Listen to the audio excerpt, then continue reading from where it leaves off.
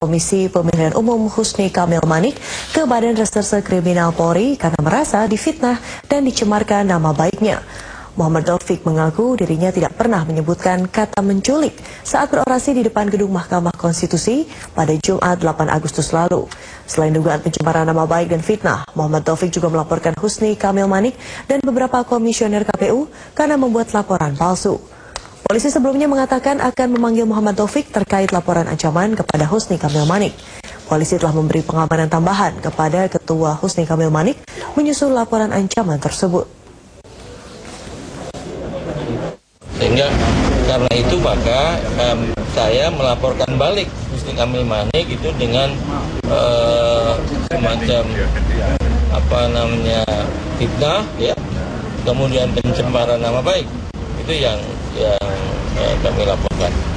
Ini selama 3 jam laporannya seperti apa sih, Pak?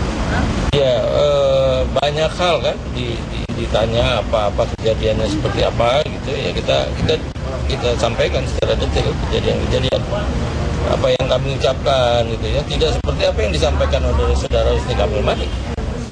Pemirsa, sebagai Presiden terpilih, Jokowi hingga kini masih menghitung proporsi kabinet pemerintahannya.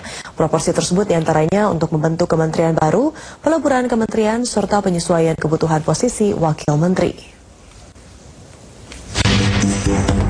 Presiden terpilih Joko Widodo menyatakan tim transisi masih menghitung proporsi kabinet pemerintahannya. Porsi itu diantaranya yakni membentuk kementerian baru, menghapus kementerian, atau melebur satu kementerian. Jokowi mengatakan lembaga kementerian harus disesuaikan dengan visi misi dan fokus pemerintah. Misalnya apabila pemerintah ingin fokus pada pengelolaan hasil laut, maka harus ada Kementerian Maritim dan Infrastruktur Kemaritiman. Baru proses. Tapi ada wacana sana. Iya, baru proses pembentukan. Dipisahkan dari DKP. Ya, tentu saja kita kalau pengen konsentrasi di laut ya mestinya ada Kementerian Kemaritiman dan Infrastruktur Maritim mestinya, tapi ini kan masih dihitung, dibahas. Terkait perampingan kabinet, Jokowi menyatakan bisa saja dilakukan, menyesuaikan dengan kebutuhan.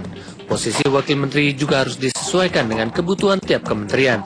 Sebab dengan adanya posisi wakil menteri bisa membebankan anggaran. Tergantung beban di setiap kementerian, karena di setiap kementerian beda-beda. Tetapi nanti larinya kepada beban anggaran. Bukan sedikit tuh beban anggarannya. Karena setiap membangun sebuah organisasi baru pasti ada ikutannya. Tidak sesimpel itu. Kalau memang membebani anggaran nantinya bisa saja dihilangkan semuanya atau bisa saja hanya 1-2 yang diberi wamen, tetapi semuanya masih dalam proses penghitungan dan proses kalkulasi. Jokowi menegaskan mengenai langkah kabinet akan dibahas lebih lanjut